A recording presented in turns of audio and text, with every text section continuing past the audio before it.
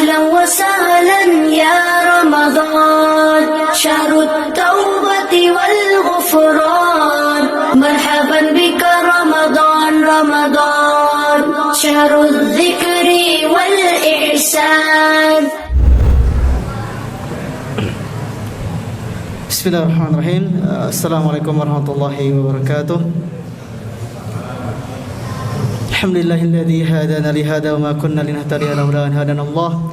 Wa asyhadu an la ilaha illallah wahdahu la syarika lahu wa asyhadu anna Muhammadan abduhu wa rasuluhu ma ba'd. Allahumma inna nas'aluka al-huda wat-tuqa wal 'afafa wal ghina. Amin. Jemaah salat subuh, jemaah salat Isya dan salat tarawih yang sama-sama mengharap Allah Subhanahu wa taala. Perkenankan kami menginformasikan beberapa hal. Yang pertama, insyaallah kegiatan sanlat SD, SMP dan remaja akan dilaksanakan pada hari Senin hingga hari Ahad, dimulai tanggal 3 April sampai 9 April. Dan insyaallah mulai sekarang sampai Ahad sudah dibuka pendaftaran. Dan insyaallah pesantren kilat akan bertemakan tentang belajar adab terhadap orang tua dari kisah Luqman terhadap anaknya. Yang insyaallah nanti anak-anak diperkenalkan tentang adab-adab terhadap orang tua, juga menghafal surat Luqman ayat 12 sampai ke 19, satu halaman yang berisi tentang wasiat-wasiat Luqman terhadap putra-putrinya atau terhadap anaknya. Kemudian insyaallah yang akan menjadi penceramah dan imam salat malam kali ini, beliau adalah Ustadz Dr. Usin Artiasa.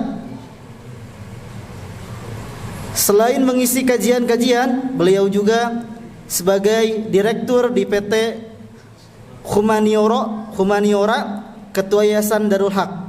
Yang biasa juga beliau suka mengisi kajian di Kamis subuh.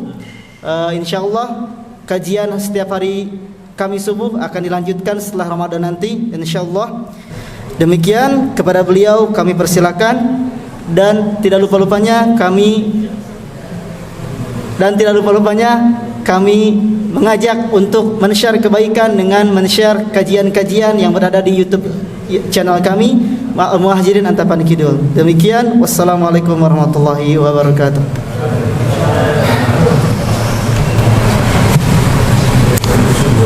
Assalamualaikum warahmatullahi wabarakatuh. Hamdan syukran lillah, syadallah ilaha illallah wahdahu la syarikalah, asyhadu anna Muhammadan abduhu rasuluh la nabiyya ba'd. Allahumma shalli wa sallim ala Rasulillah sallallahu alaihi wasallam wa ala alihi wa ashabihi wa mawala, la haula wa la quwata illa billah wa ba'd. Jamaah tarawih yang dirahmati Allah.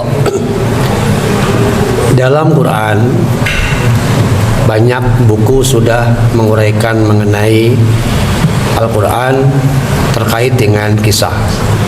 Al-Quran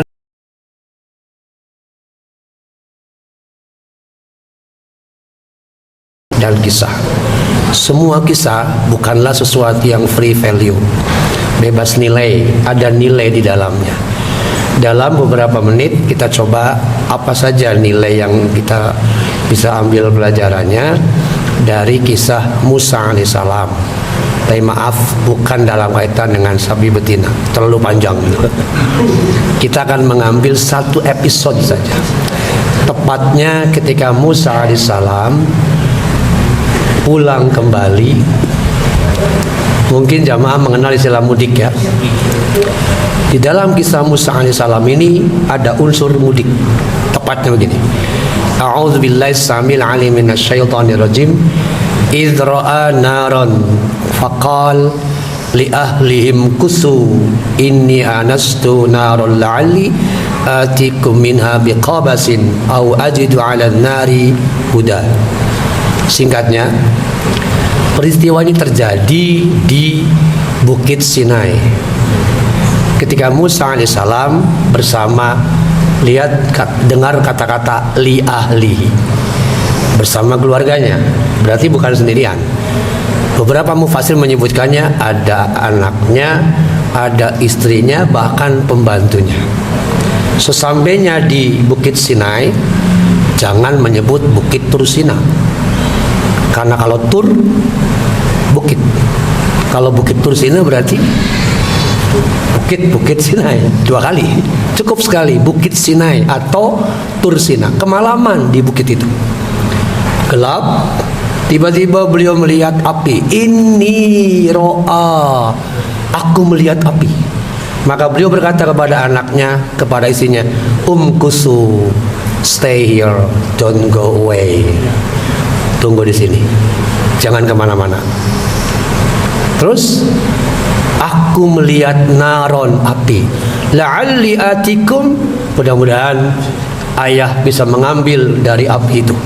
Biqobas, percikan atau nyala. Dengan percikan api atau nyala tadi, satu, bisa menjadi penghangat.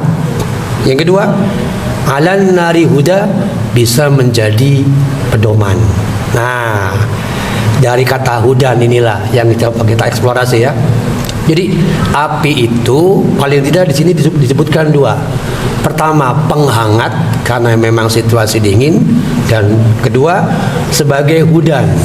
Yang dimaksud adalah nur. Sekali lagi, situasinya kan gelap tadi, maka otomatis membutuhkan api. Api itu satu akar dengan kata nur. Naro, nur itu satu akar. Berarti api salah satu fungsinya adalah menerangi lingkungan sekitarnya. Kita kaitkan dengan Quran. Surat At-Taghabun, nanti bisa lihat lagi jamaah ya. Ayat 8 kalau nggak salah ya. 64 ayat 8. Allah berfirman begini. A'udzubillahi samil alim minasyaitonir rajim. Fa'aminu billahi wa rasulihi wan nuril ladzi, kalimatnya wan nuril ladzi. Oke. Berimanlah kepada Allah, Rasulnya, dan cahaya yang diturunkan. Apa yang disebut dengan an-nur? Quran. Maka seorang mukmin yang tidak menjadikan Quran sebagai basis pemikiran, basis tindakan, percayalah Allah menyebutnya apa? Faqad dhalla dhalalan ba'ida. Kesesatannya akan semakin jauh. Jadi bagi saya strategis Bapak Ibu, Quran lah yang harus pertama kali. Jadi benar tuh tadi dikatakan anak-anak muda, remaja, ayo belajar kisah Luqman misalnya, itu dalam Quran, tidak ada yang lain, tapi basisnya bisa baca di Quran dulu. Pertanyaannya sekarang, bagaimana cara memanfaatkan Al-Quran dalam konteks tadi? Lihat kata-kata Musa, diam kalian di sini. Beliau ke Bukit Sinai melihat cahaya. Apa artinya ini? Artinya di sini Musa berpikir strategis bahwa sebagai suami, sebagai ayah harus tampil di depan untuk memastikan bahwa cahaya itu tidak membahayakan, untuk memastikan bahwa cahaya itu memberi manfaat. Maka seorang ayah, saya kira Bapak Ibu sangat hafalah dengan konsep pendidikannya Ki Hajar Dewantara, Pak ya. Kalau di depan apa? Ing Ngarso Sung Tulodo. Kalau di tengah apa? Ing Madjo Mangun Karso. Kalau di belakang apa? Tutwuri Handayani. Tutwuri Handayani menjadi bagian dari moto Kemendikbud kan sampai hari ini. Oke. Nah, apa tindakan sebagai seorang leader ayah? Kita lanjut ke surat 4 ayat 9. Ada 2 hal penting di situ para bapak dan ibu sebagai leader. Kita semua sebagai leader, ayah itu leader, imam. Maka harus memiliki 2 dasar dari ayat 9 surat An-Nisa.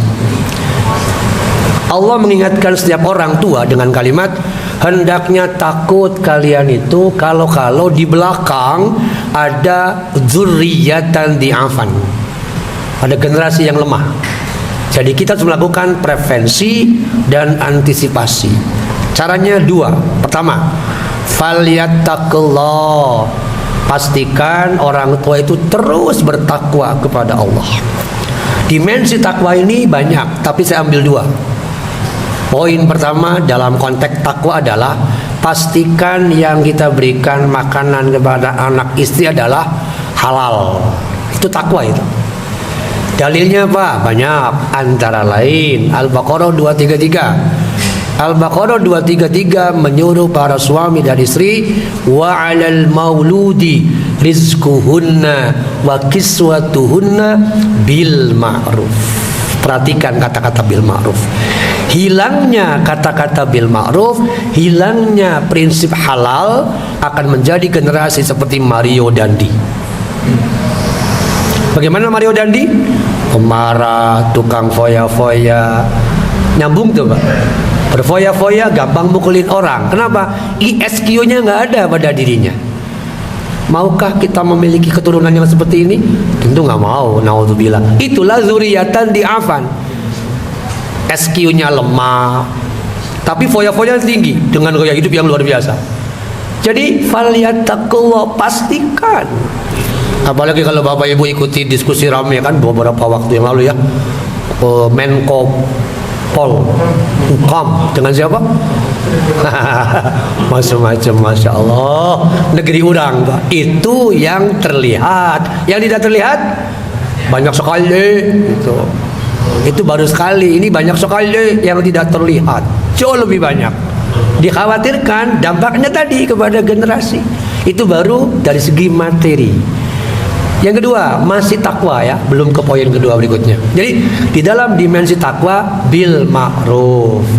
Yang kedua dimensi takwa itu apa? Ibadah. Nah, ini penting Pak. Jaga ibadah. Bolehkah seorang ayah, seorang ibu memamerkan di depan anaknya? Boleh. Ria kepada anak oke. Dalam rangka apa? Dalam rangka memberi contoh. Tadi ingarso sung tulod. Di belakang madyo, di tengah madyo mangun karso. Begitu pula di belakang dia dorong terus. Itu namanya leader, the great leader. Jadi poin kedua taqwa itu adalah tampilkan kita ini ibadah, tilawah. Maka saya prihatin kalau ada 5 tahun yang lalu belum bisa baca Quran. Sekarang Ramadannya masih juga. Ada kemajuan nggak Pak? Sayang itu 5 tahun, bayangkan Pak. 5 tahun tidak ada kemajuan. Boyau gitu. Masa sih sayang 5 tahun. Saya takut masuk kategori ayat innal khasirin alladzina khasiru anfusahum wa ahlihim yaumal qiyamah.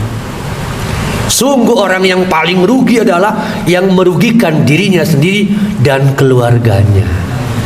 Nah, berarti egoisme bapak-bapak sebagai ayah cobalah dibuang. Saya sering menyebutkan 3 penyakit pembelajaran itu: kibir, sombong, malas, malu. 3 ini melekat kuat dalam diri kita, melekat kuat. Satu saja, apalagi 3-3-nya, ya.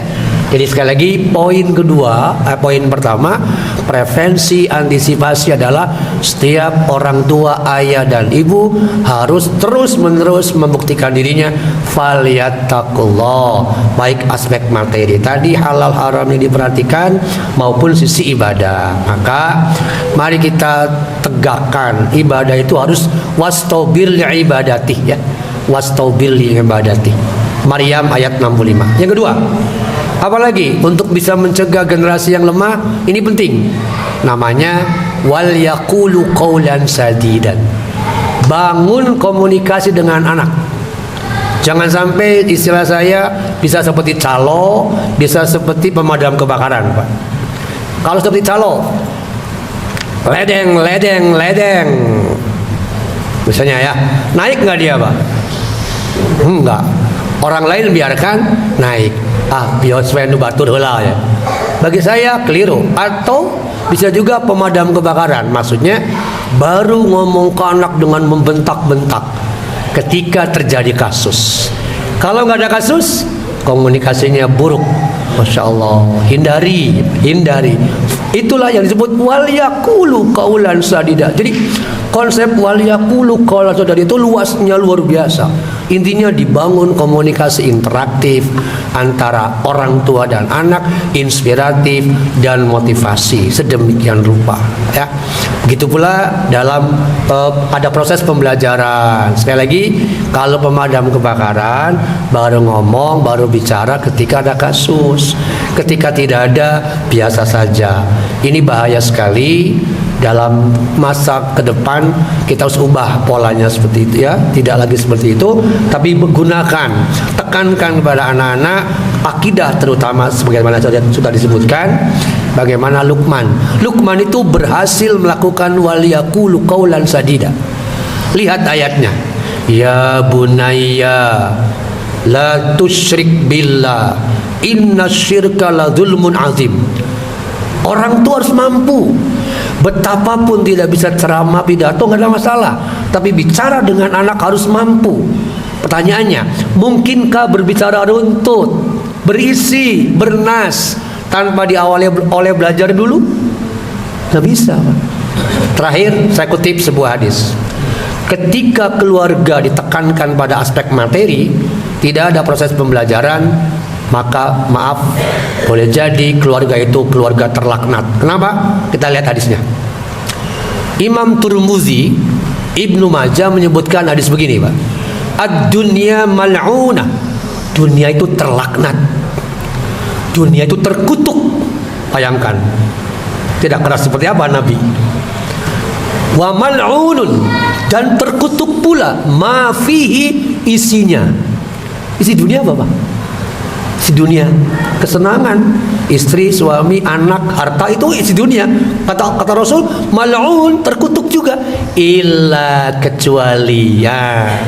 Kalau tidak ingin terkutuk, satu, zikrullah, masuklah ke dalam kelompok yang mengingat Allah. Yang kedua, alim, berilmu, alias terus belajar. Dan yang ketiga, muta'alim, yang terus belajar. Jadi alim berilmunya, muta'alim proses pembelajarannya. Jangan berhenti belajar. Di sini konteksnya luas lagi ya. Bisa hadir majlis taklim, cobalah kita giatkan majlis taklim. Sekali lagi, buang egoisme, buang kibir, buang malas, buang malu terkait dengan menjadi muta'alim, menjadi pembelajar yang cerdas.